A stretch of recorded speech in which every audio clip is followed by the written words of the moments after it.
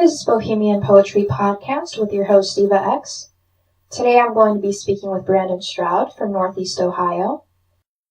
He's a poet, a theater director, an actor, an independent publisher, and it's safe to say he's a multi-talented artist overall.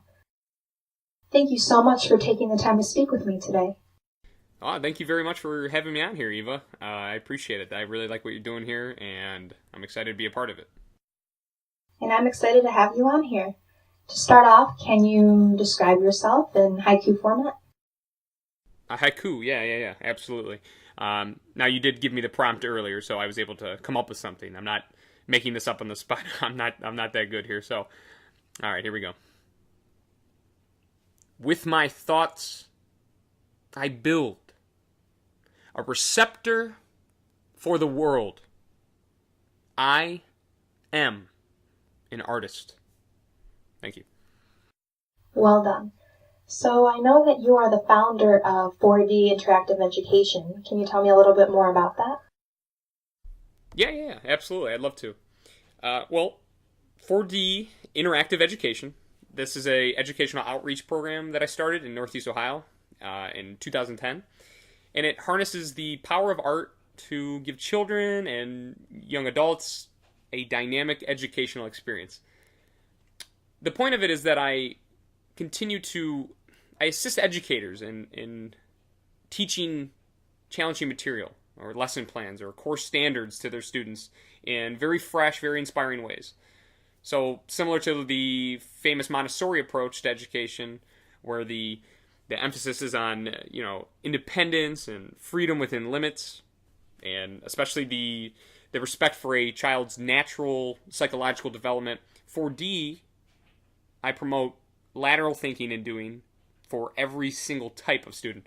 So the projects that I do are typically multisensory classroom installations, and I do performances, very original, immersive lesson plans and activities, and very powerful, very memorable fundraising events and charities. What I find to be the most inspiring is that you use the arts to help others, and that's a really big thing that you're doing here. And there's this fundraising event in April called Art for Autism. Can you talk about that? Well, 4D jumps in the community when there's something that somebody needs. And what's needed right now in my community is something for a classroom, a very special classroom that I actually work with. I'm a classroom assistant at Mentor High School, and I work with special needs students. The program that I work with is called the CARE Lab. That's the Cardinal Adult Readiness Education Lab. It's a comprehensive transition program for adult-age high school students who have autism and other complex disabilities. This is a newly developed program, and they're certainly in need of money for educational and therapeutic tools, things to work with the students' cognitive ability and motor skills. And I'm trying to raise $1,000 to help build a multi-sensory room, to help get these tools. 4D is the perfect platform, perfect vehicle for being able to do this. So what I'm doing is on April 20th, 2013 at Mentor High School, I have set an event where I'm looking for poets and musicians and performers of all types, artists in any medium, to help raise money for this program. So I'm very excited about this. This is the biggest event that 4D has done and that I've personally taken on. And so if you're interested in helping out here, then please contact me. It would be much appreciated. This is going to be a huge event, and we're really, really looking forward to it. I'm really excited about this too. I've never participated in something so meaningful like this, so I'll spread the word, definitely. Now, to shift the focus to more theater-oriented stuff, what is one of the most memorable plays that you've ever directed? The most memorable play I directed? I honestly don't have to think that hard about it, because there's a play that I directed that I was also in, and I wrote it as well, and it was called Mysterious Stranger. It was based on the final novel attempted by Mark Twain. The performance was a part of a artist in residency event called 48 Hours of Making Art, and this was at Lake Erie College in Painesville, Ohio. I was invited to be the guest director. There were artists of all mediums there doing their thing, but I was to come in to be the residential theater guy. So my job was a little bit more difficult because I was alone. So whereas other people went off for 48 hours to create paintings and sculpture, I had to come up with a performance or a some spectacle. So I was definitely up for the challenge. I loved it. It was the favorite memory I have, I think, of doing anything theatrical. My performance focused on the last monologue given by Satan in this book. So I developed this piece using two very specific theatrical techniques. The first one was the use of environmental theater. So that means the production I developed it in the space, from the space, and I performed it there as well. The second was theater of cruelty. This is another form of theater. It's a surrealist form of theater theorized by Antonin Artaud, and he spoke of cruelty, but not in the sense of like violent behavior, but rather the cruelty it takes for an actor to show an audience a truth that they don't want to see. So it was a very visceral, attack of the senses performance. I did this show in a crawl space after 48 hours, in which I finally completed the project. I did my own sound editing, I did my own makeup and design and costumes and props. So it was in a crawl space underneath the stage, underneath the main stage. So of course I had the option of doing it on the stage, but I was looking around for a specific place that spoke to me, and this dark, dank, old 200-year-old crawl space or whatever that I found was just perfect. It hadn't been used. I mean, I'm sure I'd still have some poison in my lungs here. I thought there was asbestos. I was down there for a really long time. So I just want to give you an idea of what this performance is like. I think I'm going to read it for you here. I'll read a little bit from the script that I wrote and give you a little background. This is a disclaimer that was written on the wall that went down the staircase down into the cellar that people would see before the performance. Warning: this production is not for the faint of heart, and it's not suitable for young children. The amount of spectators allowed to view this work is extremely limited, and it will be decided on a first-come, first-seat basis.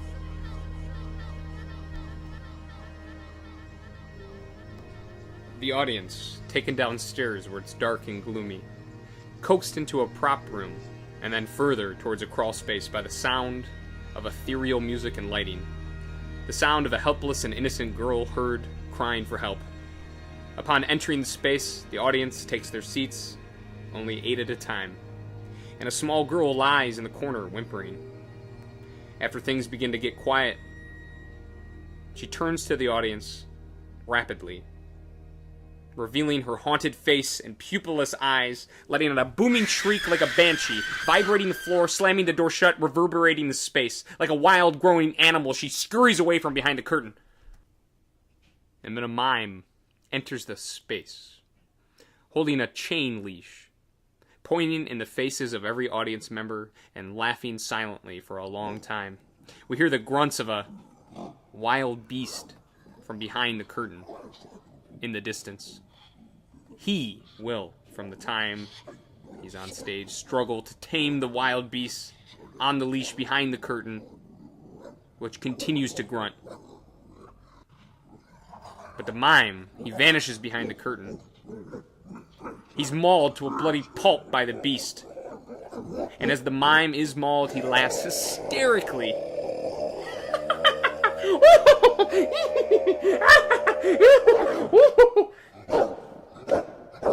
Then after everything, it goes silent. And a hand pops out from behind the curtain and pours a cup of blood on a brilliant white plate. Everything silent. But then Satan enters, in the form of a man dressed in red. And his face is a blank white mask attached to a long stick that he holds in front of his head.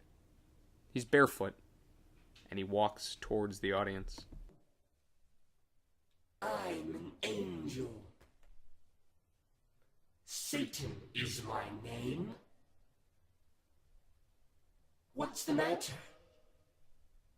Please don't be frightened.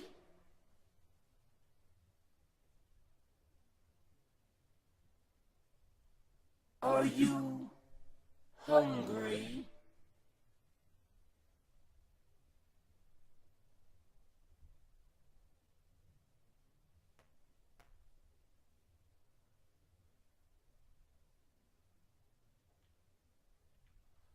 Here, you may make some people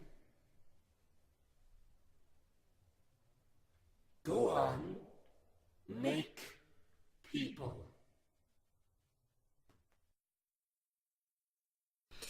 So yeah, but no, that's listening to the audio now is I don't want to say hard for me, but I mean it was a super exciting project. But being down in there for 48 hours did something to me at that point. Nothing traumatic, just it put me in a mood. So automatically listening to it brings me back to that kind of dark place. But no, it was definitely moving. The feedback that I received was excellent, and it maintains being the best piece I think I've ever worked on.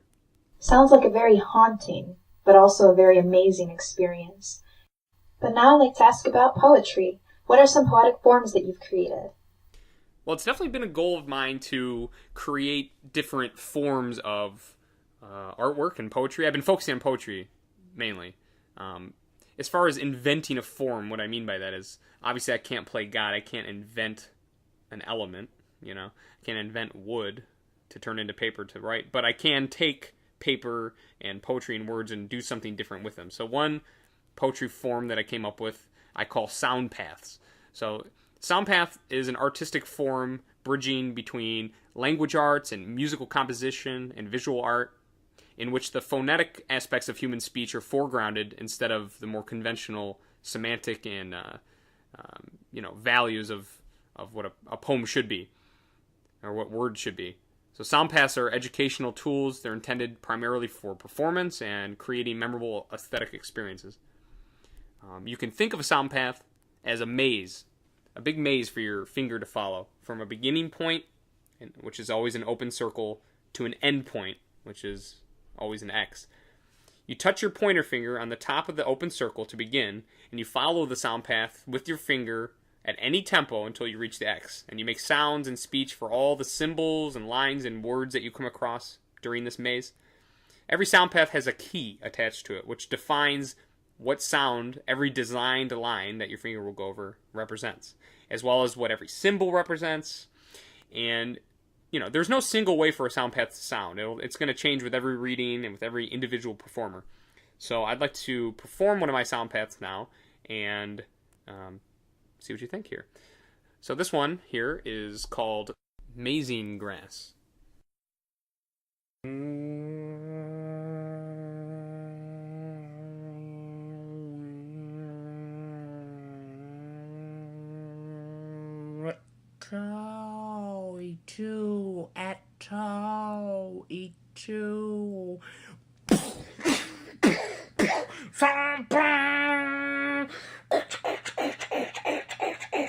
Left, right, left, left, right, left.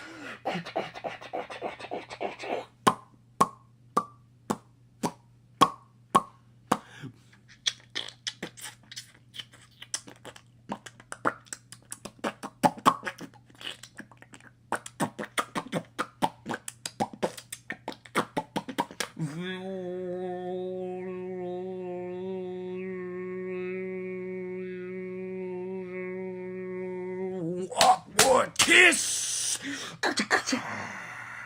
Left, right, left, left, right, left.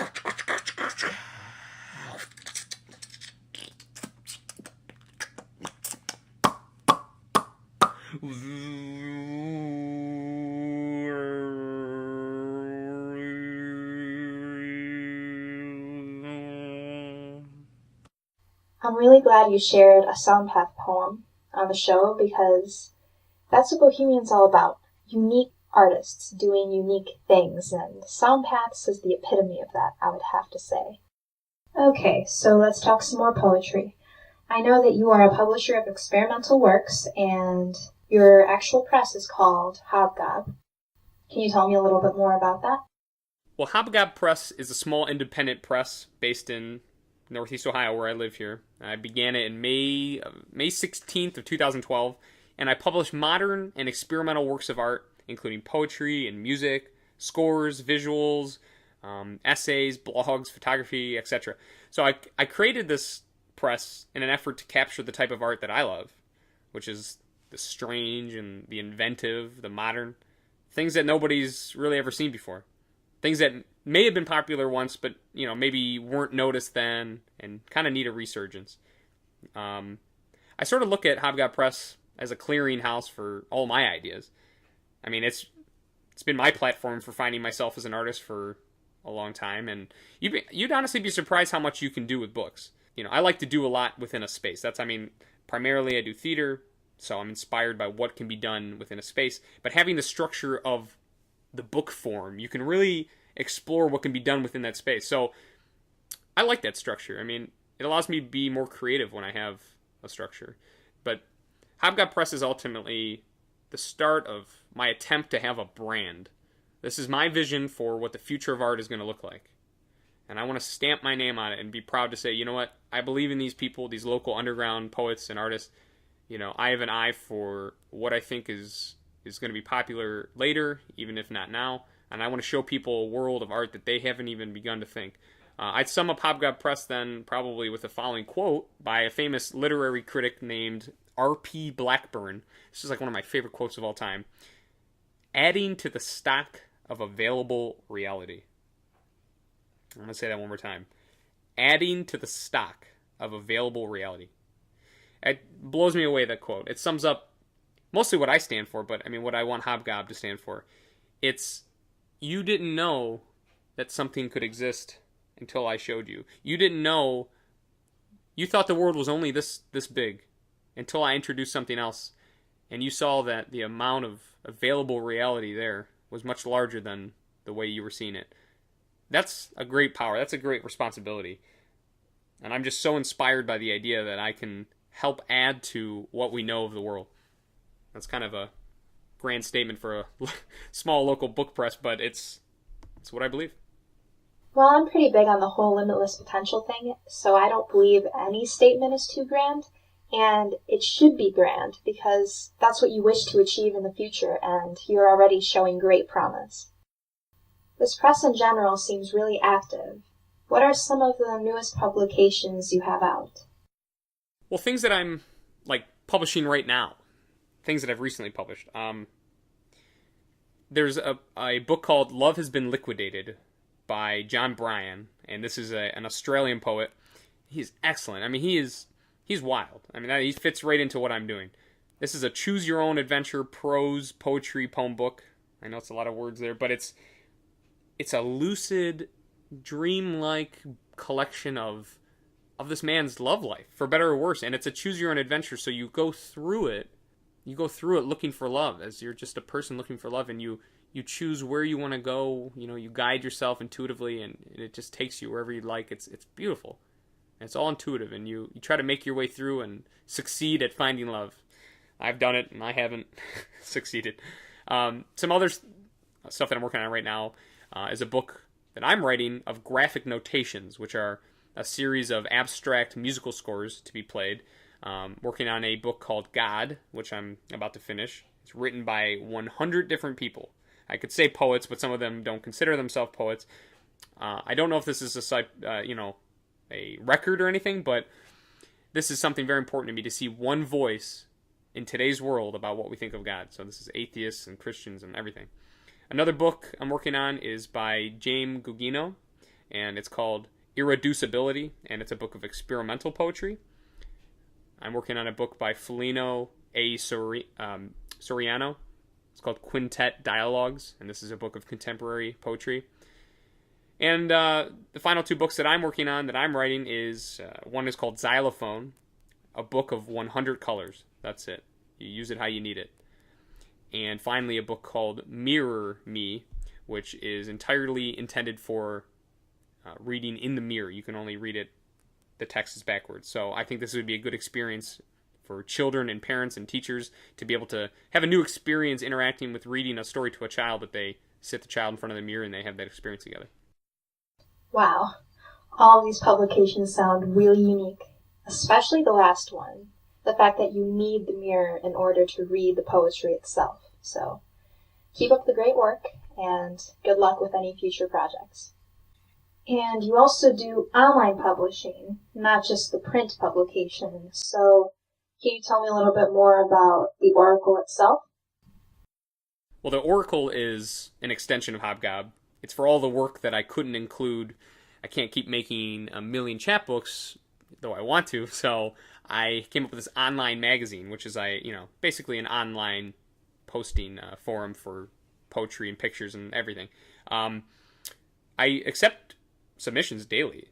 So if you want to send in work, you just attach a document, to an email and contact me at hobgobpress@aol.com if you want to get a chance to see your work appear in the Oracle. I'm currently looking for modern experimental work, intriguing works of art, essays, blogs, pictures of your visual art, poetry, music, links to anything that defies the limits of art. So it's my hope that at Hobgob that in time I'll have enough material posted on the virtual magazine to where I can actually create a physical copy of the Oracle magazine. So definitely stay tuned for updates. I look forward to seeing the physical copy of the Oracle sometime in the future. So now we've talked about theater, we've talked about poetry, but how about your acting? What is one of your most favorite acting moments? Well, I'd say my favorite theatrical or / acting moments that I've had, Alice in Wonderland. I was in Alice in Wonderland. It was one summer, and it was awesome. I played, I think, like 7 or 8 different characters. I played the Mad Hatter, the Caterpillar, the White Rabbit, the White Knight, Lewis Carroll, a king, a crab, a guy named Tom, and the Forest. So that's 9 characters. And I played them all back to back, and I was, I remember, I'll never forget this, I was sweating the entire performance. I was on this pill to help with my throat. I think it was like a steroid pill. And I just remember every night sweating more and more profusely. This pill, that was a side effect of it. And I just would not stop. I was back to back. Each character, I didn't even have time to breathe hardly. It's a miracle that I even got through it. But I'll never forget that because I was just running around so rapidly. I lost a lot of weight. But it had so much energy, and I remember the whole thing was almost like a blur as it was happening, but it was definitely one of the most memorable experiences. Another awesome experience I had was a play called Jet of Blood by the French surrealist author and theorist that I mentioned earlier, Antonin Artaud. And this was directed by a good friend of mine and a mentor, Jerry Jaffe, and Jerry's an awesome director, very, very modern, very, very unique director. And he works out of Painesville, Ohio, at Lake Erie College. And he directed the show in a devised way, in which all the actors were almost as equally a part of the directing process. Very surreal, very bizarre, and I played God. And one thing that stands out about this was that I was given the option to be nude in it, which I respectfully passed, but I was in a loincloth with not much more underneath, and I hate to say it was a pair of very scad underwear. And my parents came, and one of my cousins came, and they were sitting like front row. And I had to do this bit where I sort of bent over, or I was sitting, I can't remember, I think it was sitting on my knees, and my underwear was showing, and needless to say, everything else was kind of showing. And I just remember I was in character, I was totally involved, doing this kind of ritualistic, ceremonial thing with the skull, and I just look up for a minute, and I see my parents and my cousin looking at me, and I almost broke character, and they were just in shock. They were completely in shock, and just, I don't want to say appalled, because they know that I'm strange, so it's normal for them, but they were completely just like, oh my goodness, he has hit a new low now. But it was excellent. I just remember their faces, and that definitely stood out to me as a great moment. And then finally, I would say another really awesome moment was I worked at a middle school for 5 years directing plays, and I did The Legend of Sleepy Hollow. And it was my opportunity for the first time to do something really dark. I love doing dark stuff. And I really pushed the limits of what I was able to do there at the school. And I remember there's this one scene where the Headless Horseman comes down the aisle in this huge, anticipated, really build up the intensity drum beat. It was just doom, doom, doom, doom, doom, doom, doom, doom, and build up, doom, doom, doom, doom, doom, doom. And it just kept building up, doom, doom, doom, doom, doom, doom. And it just build. And when you finally see him, when he finally comes down the aisle and it is revealed, he has a human severed head in his hand. It was a very realistic Halloween prop that I found. It was actually really disgusting. And again, surprised I even got to the point of the performance where the principal and no one had seen this. They'd asked me up until the show, are you going to do anything like really bloody and I'm like, no, I'm going to do everything artsy fartsy. Don't worry. I'm not going to do anything that's going to reveal too much blood or gore. I'm not about that. Well, I changed my mind, and I thought the scene was important to have the head.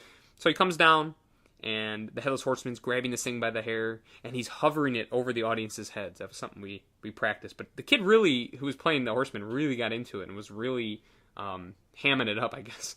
And he was gruesomely holding it over in children's faces and everything. I couldn't stop the kid. It was great. And one of the little girls in the audience who he held the face up to was the assistant principal at the time, his daughter. Anyway, by the time the actor who played the Horseman got up to the top of the stage where he needed to go, the little girl was crying and screaming, and anyway, she left, and the assistant principal had to take her out, and they were done for the show. So the end of this story is that the next day at school, the assistant principal comes up to me and says, "Hey, Brandon, great job on the show, but I didn't know your show was going to be so not school purpose, so dark and so gruesome. My daughter, blah, blah, blah." So I was really embarrassed, and he seemed pretty upset about it. Long story short, one of the best experiences I've ever had. So that was awesome. Wow, those are just some crazy moments, to say the least, but memorable nonetheless. Thanks for sharing. So as an artist of many different things, what inspires you the most in life? Everything inspires me. I mean, that's a general artist statement, but everything I see inspires me. To be a little more specific, I guess I'll go back to my haiku here. I think the moment I realized that I was a receiver of information was the moment that I became most inspired by everything I looked at. Nikola Tesla said, quote, "My brain is only a receiver. In the universe, there is a core from which we obtain knowledge and strength, inspiration. I have not penetrated into the secrets of this core, but I know it exists." Unquote. So with this in mind, there's no pressure to be an artist or to have an ego. I can let go. I can simply give all the credit and therefore acceptance of any of my devastation and, my ideas or things that fail. I can give it to an outside source. I don't want to call it God or whatever. It's just, I don't have to put the pressure on me. I know these ideas are original, but they're not my ideas.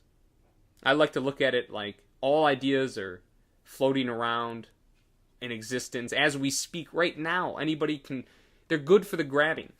And I just take my net and I swing for it and I grab ideas when I need them. There's a quote by Carl Sagan, too. I actually have it tattooed on my arm. "We are a way for the cosmos to know itself." This is another thing that inspires me. And what Carl Sagan's saying here is that we're the receptors of information. Everything would exist here without us, but we're the ones who make sense of it and get the universe at large to be able to experience the context of itself.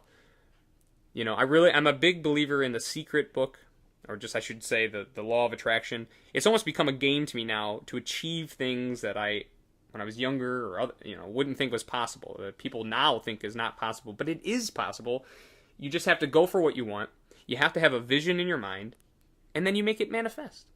Simple as that. Ambition and energy and passion and an acceptance that, a bit of humility that my ideas are not my own. Something greater than that. And I want to help show other people that they have this ability too, to manifest all that is possible to experience in this realm, basically. How inspiring is that? I mean, I love the quotes you used, first of all, and then second of all, you brought The Secret into the mix, and that's something I can really resonate with. I can honestly go on and on about that, but I'll move on for now. You used to host a reading called Living Poetry of Karma Coffee. Can you talk about that a little bit? Living Poetry of Karma Coffee is an event I used to run at Karma Coffee Coffee Shop in Willoughby, Ohio. The second part of it, the venue, can change wherever. I'm actually planning on doing living poetry of Mentor High School, where I work. I'm planning on doing living poetry of the Mentor Senior Center in my community. It's just a name that I kind of take anywhere and plug in. But where the name came from is there's a theater group from the 70s, and it's like my favorite theater group of all time, called Living Theater. And it's such an inspiring name, and I did so much research over the years of what that really meant. And for me at least, or what it meant, is that the work is living. The work is alive. Not focused on scripts or things of, deceased authors, but things that are created in the moment from a space, kind of similar to what I've been talking about, environmental theater, things that are visceral and raw and in your face. Not just weird or different to be different, but things that are developed in a natural, organic way. Things that are happening in front of you that you don't expect, that may never happen again, meaning the performance happens and it changes. It's a germ. It exists and then it's never done again. I like that. I like that a lot. And that's like a lot of the poetry that I enjoy, like E. Cummings. He does work that's so open-ended that every time anybody reads it, it's going to be different. That keeps it alive. There's not necessarily books written on all of the work of experimental artists like E. Cummings and stuff like that, trying to analyze what this means. I mean, his style is analyzed. His intent, the context of, or the concept of why he writes the way he writes is analyzed, but you can't pick up every single E. Cummings book and expect to analyze it intellectually. So it avoids this sort of like intellectual scrutiny and allows the work to kind of float timeless through the ages. I love that. That's what living poetry is all about. That's what my events are when I host them. And there will be in the future an opportunity, I believe, coming up in January. I don't want to say too much, where I'm going to be working in Cleveland, and I'm going to be doing a show there. It's going to be outstanding. Outstanding indeed. I would know because I've had the privilege of going to more than one of these events. And I strongly urge other people to go, even if they're not that close. Can you share some additional artistic works of yours? I enjoyed the sound path, but I'd like to hear a little bit more. So finally here, I just want to end with a graphic notation played out musically by me. This is an abstract musical score. And yeah, I mean, this is basically my interpretation of what I see. I'm looking at an abstract picture that I drew, and I'm responding to it using music, and I'm just going for it. No more thought than that. So here it is, me performing one of my graphic notations.